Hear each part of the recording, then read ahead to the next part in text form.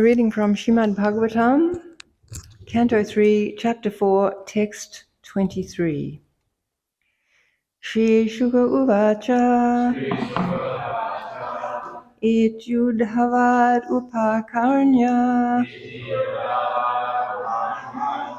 Ityudhavad Upakarnya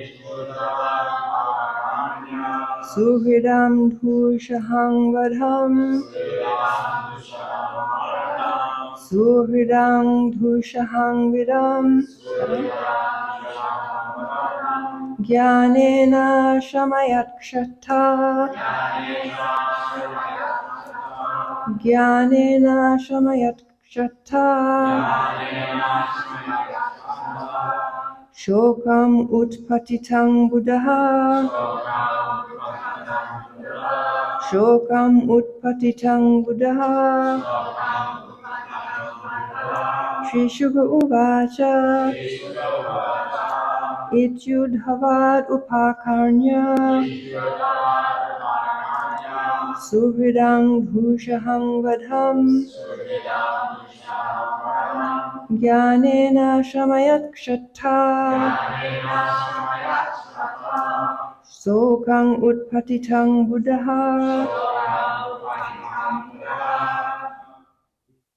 Shri Shuka Uvacha Shri Shuka Goswami said, Iti, thus, Udhavat, from Udhava, Upakarnya, hearing, Suhridam, of friends and relatives, Dushaham, unbearable, Vadham, annihilation, Jnanena, by transcendental knowledge, Ashramayat, pacified himself, Kshatta, Vidura, Shokam, bereavement, Utpatitam, arisen, Buddha, the learned. Translation: Sri Shukadev Goswami said, after hearing from Uddhava all about the annihilation of his friends and relatives, the learned Vidura pacified his overwhelming bereavement by dint of his transcendental knowledge. Please repeat. Sri Shukadev Goswami said, after hearing from Uddhava all about the annihilation of his friends and relatives, the learned Vidura pacified his overwhelming bereavement by dint of his transcendental knowledge. Purport by Srila Prabhupada. Vidura was informed that the result of the battle of Kurukshetra was the annihilation of his friends and relatives, as well as the destruction of the Yadu dynasty, and also the passing away of the Lord.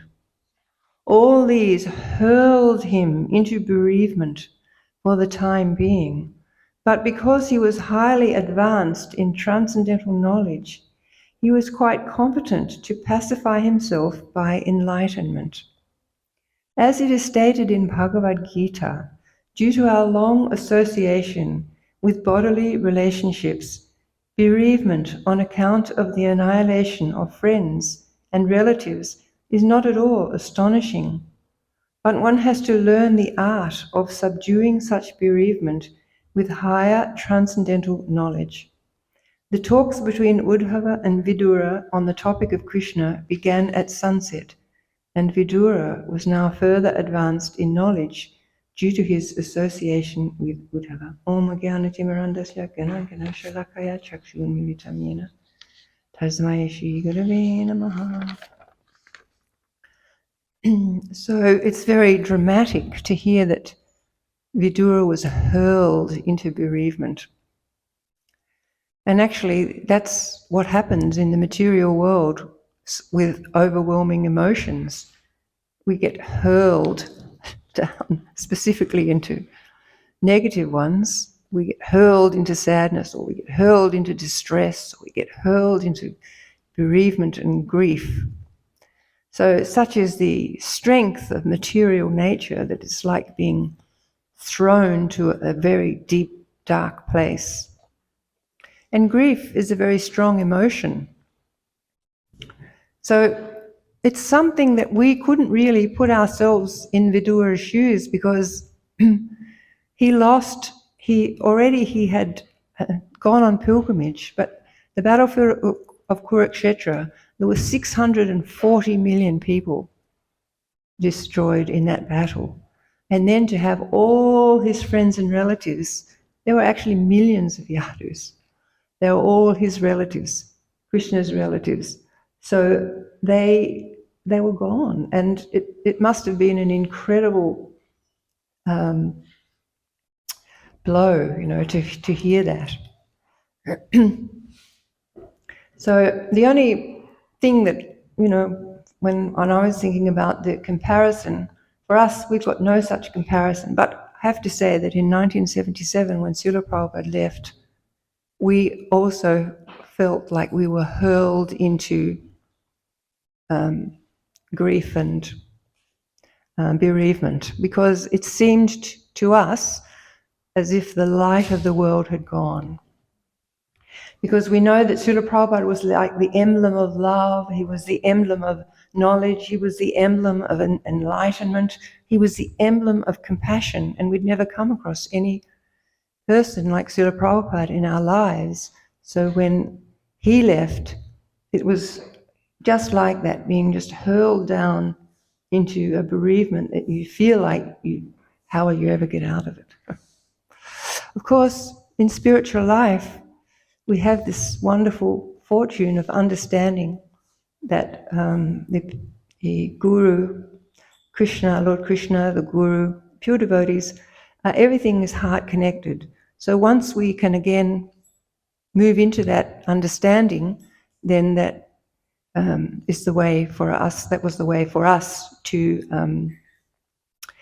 kind of rise above that terrible dark feeling of having nothing kind of worthwhile in life when Srila Prabhupada left. So for a devotee, they have that option of moving their lower distresses to a higher plane through knowledge, transcendental knowledge.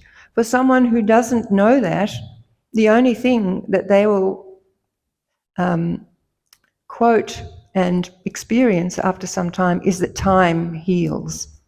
So that's what it takes. It can take years for people to recover from a very big bereavement. And Prabhupada's saying here that it's in the purport, it's not at all astonishing to be bereaved on account of this. But that's our very good fortune that we have. Our fortune is that we have that ability to connect with transcendental knowledge. So in the Bhagavad Gita in chapter 10, Srila Prabhupada explains what knowledge is. Knowledge is knowing the difference between matter and spirit, knowing what is spiritual, knowing what is material, sort of, and the sort of juxtaposition of material versus spiritual. That is knowledge. And of course, transcendental, we know, is, beyond this material world. So Vidura, he pacified all this terrible bereavement through that transcendental knowledge. So that transcendental knowledge is, of course, he was such an exalted character, so associated with the Lord, so in love with the Lord, so associated with all elevated Vaishnavas. All of those Yadus are eternal associates of Krishna. So their association is so glorious. And that was Vidura's association all his life. He associated with Lord Krishna, he associated with Lord Krishna's eternal associates. So he was a highly exalted soul. So he could understand, and this is what transcendental knowledge is, understanding who are we. We've got absolutely nothing to do with this body that we're situated in at the moment. We're in it, but we're completely disconnected. The soul sits there and the soul desires. So it's the body and the modes and everything else that allow us to fulfill our desires. Now that's the action part. But the soul's part is to desire. Apart from that, has nothing to do with the body. And when we, at the time of death, that soul will move on. And according to our actions and thoughts and desires, we will be rewarded with a future situation, which can be spiritual if we've focused our transcendental knowledge on trying to find out more about Krishna and trying to glorify Krishna and become more and more attached to Krishna, or we may have to go through some more bodies to get to that stage. So Prabhupada here gives the statement that he talks about Bhagavad Gita. So Bhagavad Gita, the whole Bhagavad Gita is actually to relieve Arjuna's distress. So just imagine there's this huge battlefield. I mean, just trying to imagine that battlefield in those days, how intense and kind of powerful that battlefield was. You've got so many soldiers. You couldn't even imagine 640 million people with that stretched back for miles and miles and miles. You had these powerful generals. You had these, decorated elephants there who were trained up in war, and you had decorated horses, and their weapons alone were so powerful. It was such an incredibly powerful situation. And Arjuna was there to fight that battle. But when he looked at both those armies and he remembered his relationships with all these people, he became grief-stricken, and he got to the point where he told Krishna, I can find no means of drying up this grief. So Krishna's whole hour and a half presentation, right there in the battlefield, everything stopped, is to enlighten Arjuna and remind him of his higher knowledge. So Prabhupada, I was listening to one lecture the other day where Prabhupada was saying Arjuna could have been placed under illusion by Krishna, or he could have just been performing this pastime out of his compassion. So either of those reasons, but it all took place because Krishna wanted it to take place so that he could speak those eternal words which we still have and which we can access daily in our lives. So the way he pacified Arjuna so that Arjuna could be free from his grief was to remind him that he's not the body. Of course, there's so many, he speaks of so many things, but is to remind him of his eternal connection with Krishna. And so at the end, when Krishna asked Arjuna, all right, you can do what you want. He never took Arjuna's independence away. He never takes any of our independence away. It's always up to us. So he asked Arjuna, so what have you decided? And Arjuna said to him, well, now by your mercy, I've regained my memory. And he understood that Krishna wanted this, and that Krishna wanting it was all that mattered to him. So through transcendental knowledge, even though Prabhupada describes that Arjuna was very kind and soft-hearted, that's why he had felt that grief, because he was, pure, soft-hearted devotee. But he felt free from doubt, and he regained his memory by the end through transcendental knowledge. And again, Maharaj Yudhisthira, after those 640 million people had been killed, Maharaj Yudhisthira was also feeling absolutely grief-stricken, sitting on the throne, just feeling like the weight of all those people, the death of all those soldiers and, saintly generals. Some of them were very highly elevated, of course, and his own grandfather and so many relatives. So he felt grief-stricken himself. So Krishna pacified him. And Krishna pacified him by explaining that you can't alter the stringent laws of nature. that the living entity is always under the subjugation of the Lord. And whilst here, it is the living entity's duty to follow the Lord's orders. And that will make one happy. But I was thinking, well, when will it make one happy? Not right then for Maharaj Yudhisthira. But if one continues to follow those instructions, then that will all come. And then in the spiritual world, that's our eternal position as well, serving Krishna. So we move from serving Krishna here to serving Krishna in the spiritual world. So, and then he explained again to Maharaj Yudhisthira, we have nothing to do with the body and we have nothing to do with our possessions. So then also he took Maharaj, that was pacifying to Maharaj Yudhisthira somewhat, and then he took him onto the battlefield of Kurukshetra to his grandfather, his dying grandfather, lying on the bed of arrows, waiting for the sun to run into its northern hemisphere course, because he had that benediction, he could leave at any time, and he wanted to leave at an auspicious time. So Lord Krishna took the Pandavas there, and Bhishma was so affectionate to them, and he saw the grieving Maharaj Yudhisthira, and he told him, this is all Krishna's plan. You just accept that plan and follow it. And there were many instructions. So that is the teachings of an elevated soul, and that's the only thing that can pull us out if we're afflicted by those sufferings that come in the material world. It is transcendental knowledge of who we really are and our constitutional position that will allow us to conquer over those feelings. As we know in the Bhagavad Gita, it's stated that we have to conquer the lower self by the higher self. The higher self is the intelligence. The intelligence is like that, the good general. It should be the good general who's helping us.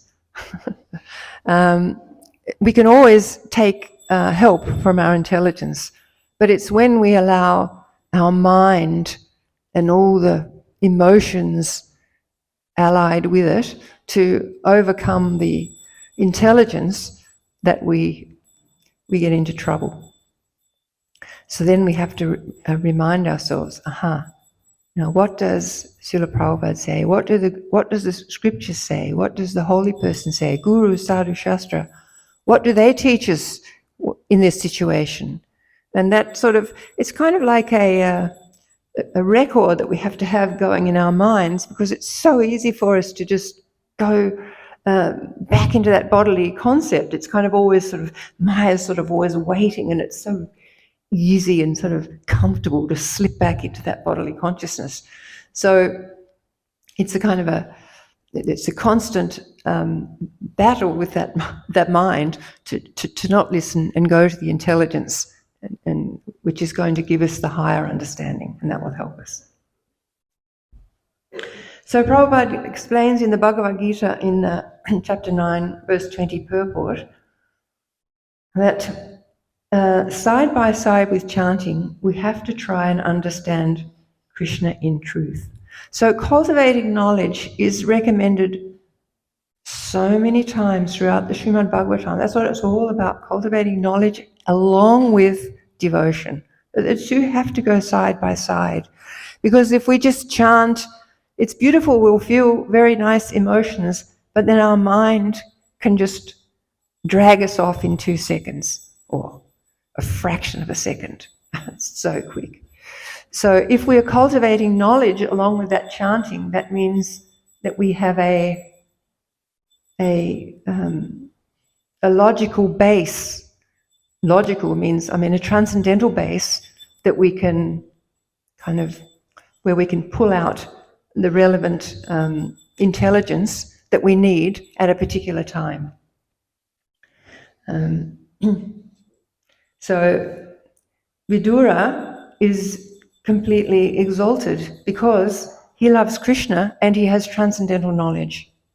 So that's why pure devotees are great. They have that love, and they can sort of emit and purify one with that love. But the love is also based on knowledge, which is why Srila Prabhupada at one time got very frustrated, because the devotees were distributing books like anything, but they weren't reading enough. So he really wanted the devotees to study the books, because if we study the books, they're our sort of safety net from our crazy mind. So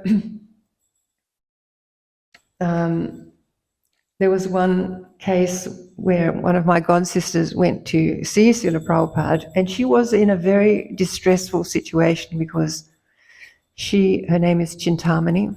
She's still a very nice devotee, and she was married to Sudama, who was, and together they went and they started they started Krishna consciousness in Japan.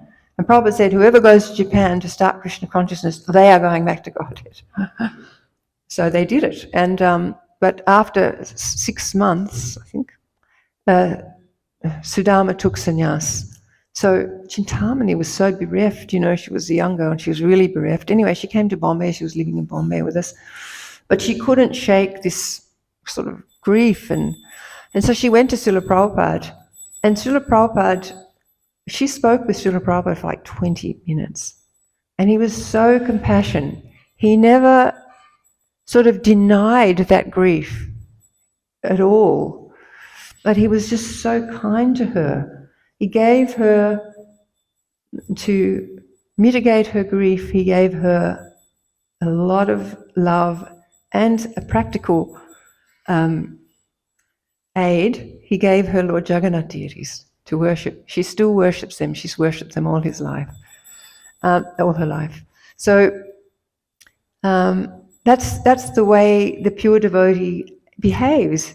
They give you that love, and they also give you the means to get to Krishna and to hold on to Krishna. And that's the way Srila Prabhupada dealt with us. Sometimes we had to be chastised also, but he was always giving us Krishna. So that's the compassionate nature of the pure devotee.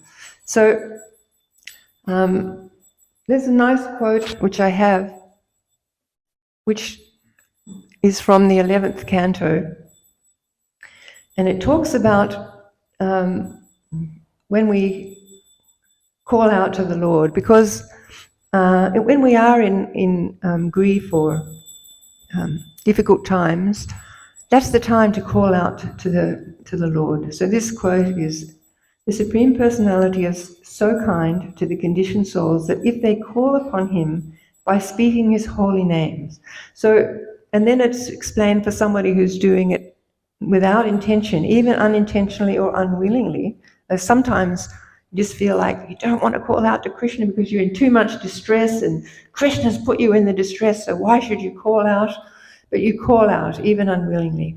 So the Lord then feels inclined to destroy innumerable sinful reactions in their hearts. Therefore, when a devotee who has taken shelter of the Lord's lotus feet chants the holy name of Krishna with genuine love, the Lord can never give up the heart of such a devotee. One who has thus bound the Supreme Lord within his heart with ropes of love is to be known as Bhagavat Pradhana, the most exalted devotee of the Lord. So this is what we need to do, to call out to Krishna with love. And sometimes it's like one of my godsisters once said to me, I said, I've been praying, so I have this problem and I'm so full and I'm praying to Gaunitai. And she said, you can't just pray to them. You've got to go and yell at them. This is my godsister. And so, then I went in front of Gaunitai and I really, and I got transcendental assistance in my problem. So it works sometimes. We have to be very emphatic with the Lord, not just kind of wishy-washy. He likes it when we have strong emotions. So, Vidura's problem is not only that all his relatives and all the generals from the battlefield of Kurukshetra have been annihilated, but his worshipful Lord There's one story where he would not go to Duryodhana's house because Duryodhana was envious of Krishna. So Vidura had him to his house. And Vidura was so ecstatic that he peeled a banana for the Lord and he gave the Lord the skin, kept the banana in his hand because he was completely unconscious, and the Lord ate the banana skin.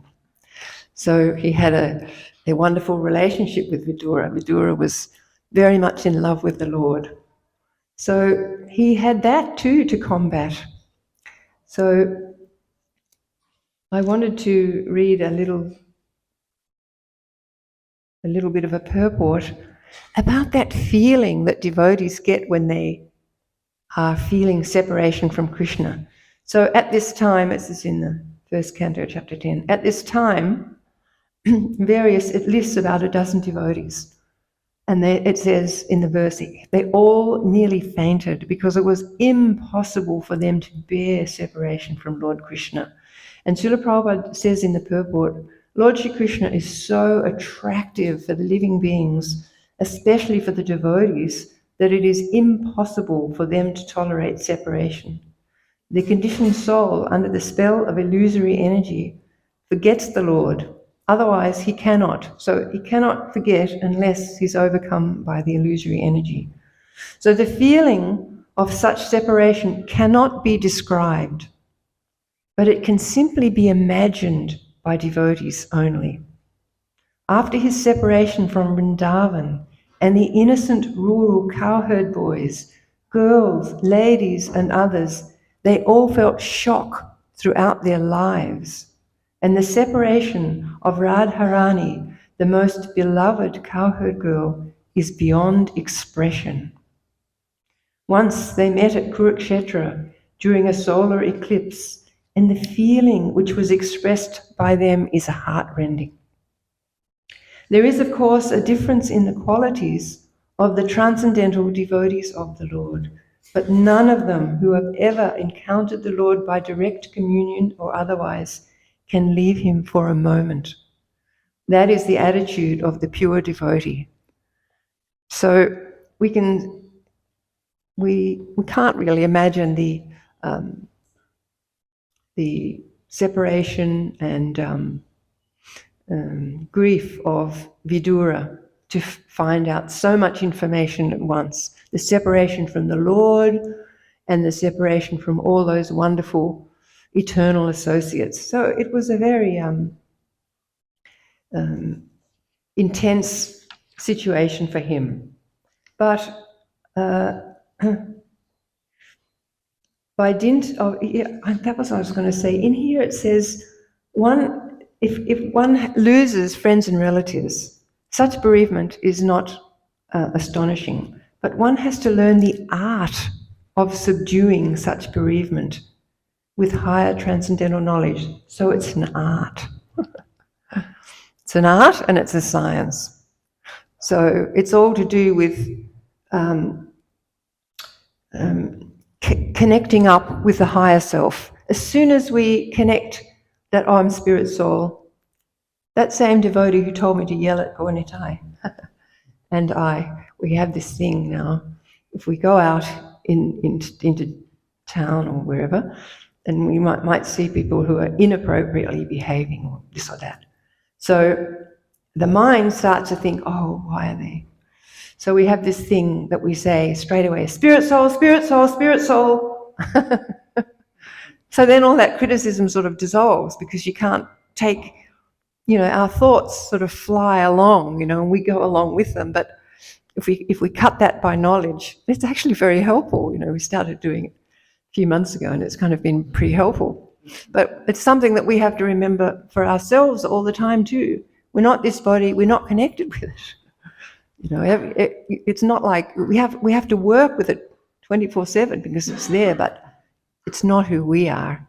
We are eternally Krishna's tiny, loving servant, and he is eternally our beloved Lord, whom we can bind when we do actually call him seriously, as we heard in that quote there. So, and Lord Chaitanya actually taught that this Vidura then had to live in separation. And Lord Chaitanya taught that this is the highest feeling. And there's many absolutely ghastly almost pastimes with Lord Chaitanya just rubbing his face up against the wall and elongating his whole body because he was feeling like mad in separation. So definitely we're not at that stage where we can feel mad in separation, but it's what we aspire. We aspire to love the Lord in separation because that's what Lord Chaitanya taught is the highest. So in conclusion, Vidura, by dint of his transcendental knowledge, could pacify. He had the means to pacify his overwhelming bereavement. And we have that same means.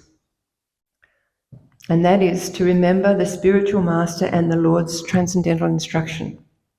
Otherwise, we slip, always back into that bodily concept.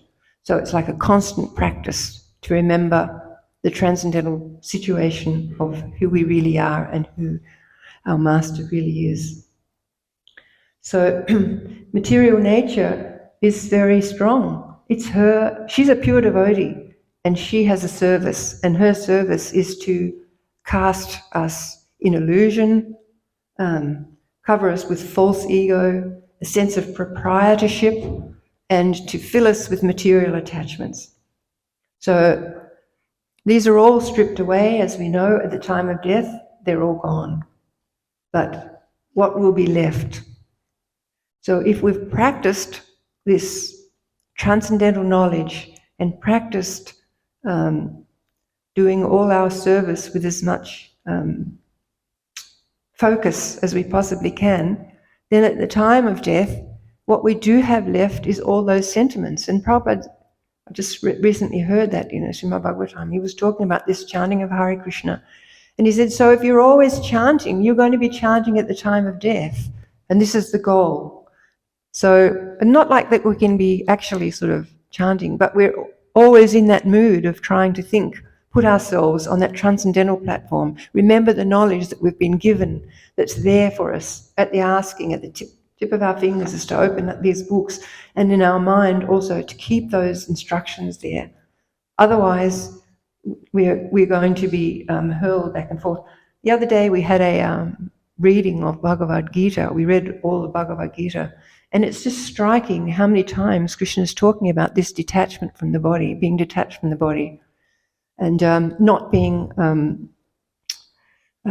affected by happiness and distress. And it's called stita deer. Stita means steady, and here means undisturbed. Bhagavad Gita is reinforcing that all the time, as is Srimad Bhagavatam.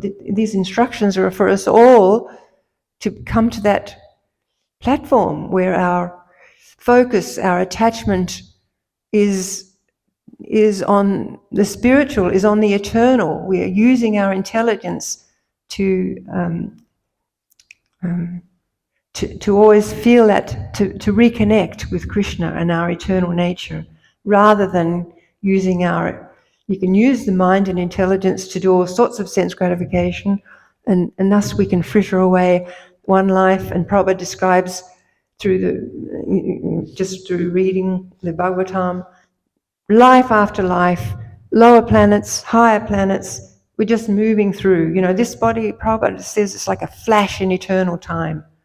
So, but we can catch on to this flash can be the one that can be the last. This is the wonderful thing about human life. If we use our intelligence for this life to be the last one, and the only way that this life can be the last one is if we do both those things. We do our chanting and our service with as much devotion as we can, and we keep reminding ourselves of this transcendental knowledge which we've so kindly been gifted. So we can pray for the mercy of the spiritual master, and pray for the mercy of the Lord who's within our heart and always wants us to turn to him.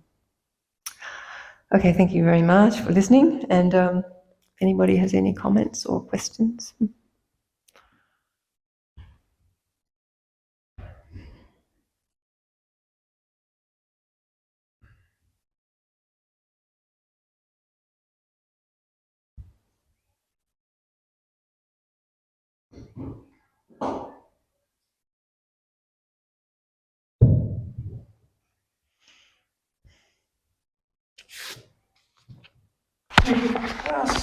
It's interesting to see that Prabhupada mentions we need to learn the art of subduing bereavement, because it would seem bereavement is like a natural emotion and perhaps something that people need to go through to get proper closure, to deal with that loss, trauma, etc.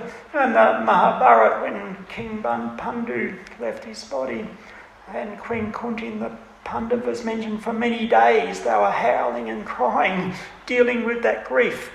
So, perhaps any comment on that? Well, so far as I understand, it's according to our level of consciousness. They're very exalted, and actually I do kind of admire the way they are able, especially in India, they do this. They just sort of let it out. And one devotee told me that when a child died, she happened to be staying in their house, and she said that they just closed the doors. No one was allowed out for 15 days. And so people were coming. So every single time they came, there was this reenactment of it all, because each person came with their fresh grief. And so everyone in the house grieved, and it went on for 15 days. And it was like she said, you just felt so wrung out but by the end of that 15 days, then things, returned to a semblance of normal. And I'm sure for the parents, they would never forget that child that died. But so yes, it is a process. And Arjuna also, when he found Abhimanyu had left, he was overcome. But then the way he dealt with that at the time was like in anger, kind of, he was going to kill those generals who had unfairly killed Abhimanyu, and so he was just so determined, and that was his way of sort of dealing with it. So everybody does deal with it in a different way, but yeah, it's a very natural thing, and it kind of, I guess it depends also on your ability to be able to how quickly you can turn back to that transcendental knowledge. Because sometimes you have to be kind of placed sort of, what's the word? When you dive into something, you have to dive into that for some time. But also then, as soon as the intelligence then can reconnect that there's a way out of this, and that is with this transcendental knowledge, then, so it depends, I guess, how quickly you're able to connect with that sort of intelligence. But, of course, these are highly exalted souls, so they're able to do, and plus they've had that such personal association with their pure devotees, and so naturally. But for us, it's a little harder. But it doesn't mean that that isn't the way out. But it's the time concerned would be dependent on that person's ability to then access that intelligence and go by that way.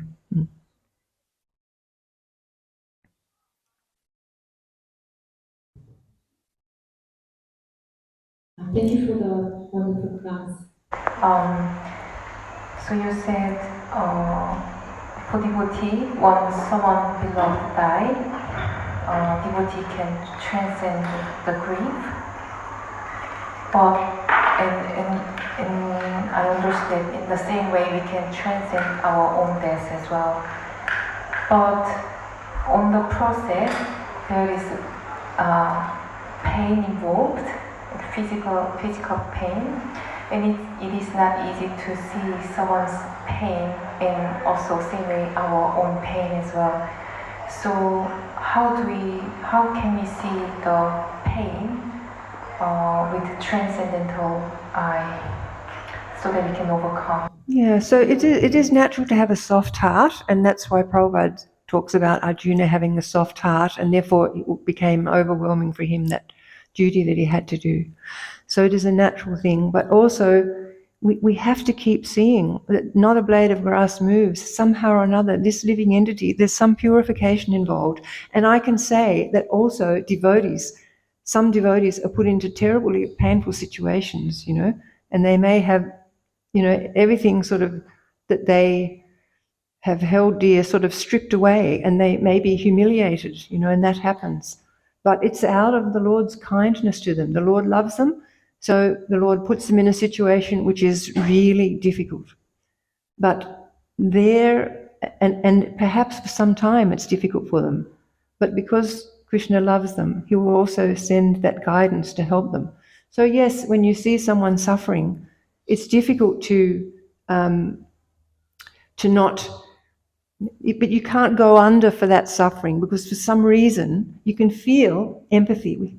We naturally feel empathy, but we have to keep seeing things with a philosophical eye, that this soul in this body, there's various things they have to learn, and Krishna is allowing that, as painful as it is, and we're sorry for the pain, but that's how we see things. That's how a devotee sees things, not without compassion, but simply seeing Krishna's hand is in there in that devotee's life. And the same thing for us, when we are put in situations that are really difficult for us. Why are we there? We're there because, we have to learn something. And if we can take that shelter and hold on fast to the fact that Krishna is giving us this lesson, this is all Krishna's doing. That's how a devotee feels. Krishna has placed us in opulence. Krishna has placed us in distress. That Chaitanya Charitamrita reading the other day, Prabhupada says a devotee has to jubilantly go on with one's service, whether Krishna has placed one in distress or in opulence. So it's an evenness through knowledge that we have to keep. Otherwise, we go under.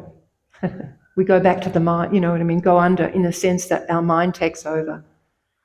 But we can't let the intelligence has to be the one that keeps us afloat, Yeah. Thank you for. Change it better. Okay. Thank you for your answer.